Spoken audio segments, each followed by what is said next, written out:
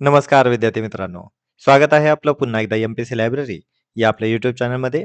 आज आहे 14 डिसेंबर 2025. सुरू करूयात आजच्या चालू घडामोडी. आज आपण पाहणार आहोत भारतीय संविधान हे पुस्तक कोणाचे आहे? मनरेगा या योजनेचे नवीन नाव काय ठेवण्यात आलेले आहे? नुकताच आलिया भट्ट यांना कोणत्या पुरस्काराने सन्मानित करण्यात आलेले आहे? या संपूर्ण चालू घडामोडी अतिशय महत्त्वाच्या आहेत. त्यामुळे व्हिडिओ शेवटपर्यंत अवश्य पहा. आता आपण कालच्या एका प्रश्नाला सुरुवात करूया. काल मी व्हिडिओच्या शेवटी तुम्हाला एक प्रश्न विचारलेला होता. कोपरा जलाशय हे कोणत्या राज्यातील पहिले रामसर स्थळ आहे?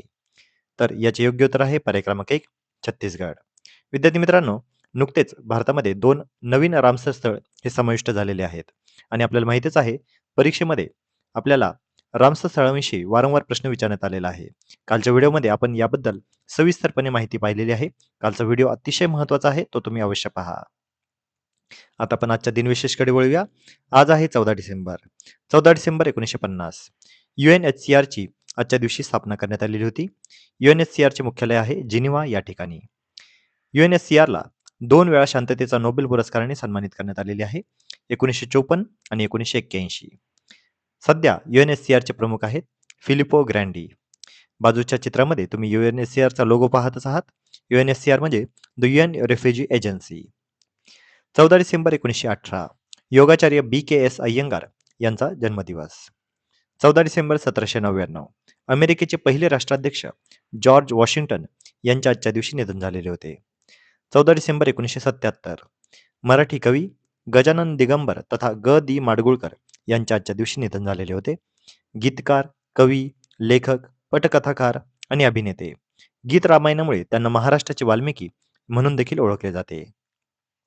14 डिसेंबर हा दिवस संपूर्ण भारतभरामध्ये राष्ट्रीय ऊर्जा संरक्षण दिन म्हणून साजरा केला जातो. तर विद्यार्थी मित्रांनो, आजचे अतिशय महत्त्वाचे दिनविशेष आहेत. आपण त्याबद्दल माहिती पाहिलेली आहे. त्यामुळे या संपूर्ण दिनविशेष आपण माहिती करून लक्षात ठेवणं गरजेचं आहे. आता आपण आजच्या चालू घडामोडींना सविस्तरपणे प्रश्नोत्तराच्या स्वरूपामध्ये पाहण्यास सुरुवात करूया. प्रश्न क्रमांक 1. भारतीय संविधान गौरवशाली अमृत महोत्सवी वाटचाल हे पुस्तक कोणावर आधारित आहे? तर यासाठीचे पर्याय आहेत पर्याय क्रमांक 1 मुख्यमंत्री देवेंद्र फडणवीस यांचे भाषण, पर्याय क्रमांक 2 राज्यपालांचे भाषण, पर्याय क्रमांक 3 राष्ट्रपतींचे भाषण आणि पर्याय क्रमांक 4 पंतप्रधानांचे भाषण. तर या प्रश्नाचे योग्य उत्तर आहे पर्याय क्रमांक 1 मुख्यमंत्री देवेंद्र फडणवीस यांचे भाषण.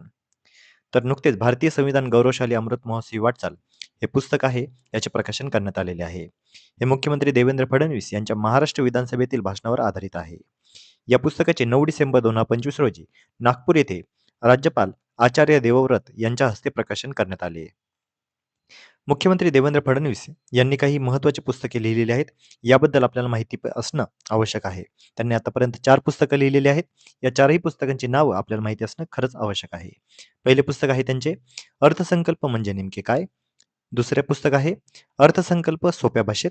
तिसरे पुस्तक आहे आत्मनिर्भर महाराष्ट्र आणि चौथे पुस्तक जे आता नुकतेच प्रकाशित करण्यात आलेले आहे ते म्हणजे भारतीय संविधान गौरवशाली अमृत महोत्सवी वाटचाल. तर विद्यार्थी मित्रांनो, आपल्याला या सगळी पुस्तकांबद्दलची माहिती असणं आवश्यक आहे. पुढचा प्रश्न, नुकताच आलिया भट्ट यांना कोणता पुरस्कार मिळालेला आहे? यासाठीचे पर्याय आहेत पर्याय क्रमांक 1 गोल्डन पाम अवॉर्ड, पर्याय क्रमांक 2 ऑस्कर होरायझन पुरस्कार, पर्याय क्रमांक 3 गोल्डन ग्लोब होरायझन पुरस्कार आणि पर्याय क्रमांक 4 बाफ्टा पुरस्कार. तर या प्रश्नाचे योग्य उत्तर आहे पर्याय क्रमांक 3 गोल्डन ग्लोब होरायझन पुरस्कार. तर आलिया भट्ट यांना गोल्डन ग्लोब होरायझन पुरस्काराने सन्मानित करण्यात आलेले आहे. याची घोषणा 10 डिसेंबर 2025 या दिवशी करण्यात आली. या पुरस्काराचे ठिकाण होते red sea international film festival, Saudi Arabia. याची ही 5वी आवृत्ती आहे. गोल्डन ग्लोब हा हॉलिवूडचा प्रतिष्ठित अवॉर्ड आहे. हा पुरस्कार 1944 पासून देण्यात येतो.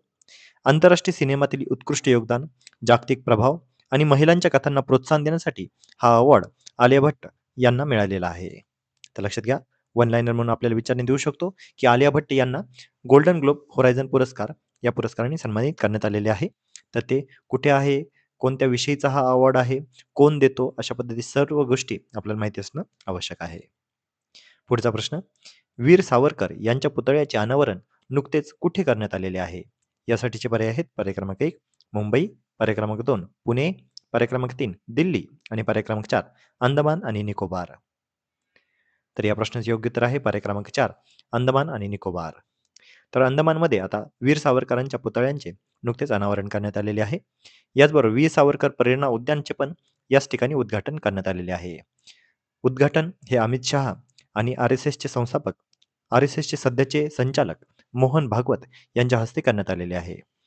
या पुतळ्याचे शिल्पकार आहेत राम सुतार. 1911 ते 1921 पर्यंत सावरकर हे अंदमानमध्ये कैद होते आणि त्याच इतिहासाच्या अनुषंगाने अंदमानमध्ये आता सध्या त्यांच्या पुतळ्याचे अनावरण करण्यात आलेले आहे.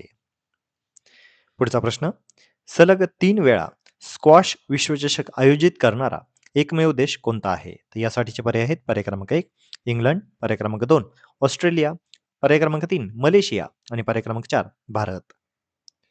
तर या प्रश्नाचे योग्य उत्तर आहे पर्याय क्रमांक 4 भारत. तर स्क्वॉश वर्ल्ड कप 2025 चे आयोजन हे आता भारतामधील चेन्नई या ठिकाणी होणार आहे.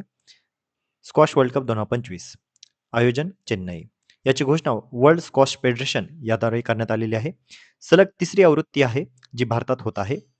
याचा दिनांक आहे 9 डिसेंबर ते 14 डिसेंबर 2025. एकूण 12 देशाचे संघ यामध्ये सामील होणार आहेत. सलग 3 वेळा स्क्वॉश विश्वचषक आयोजित करणारा भारत हा एकमेव देश ठरलेला आहे.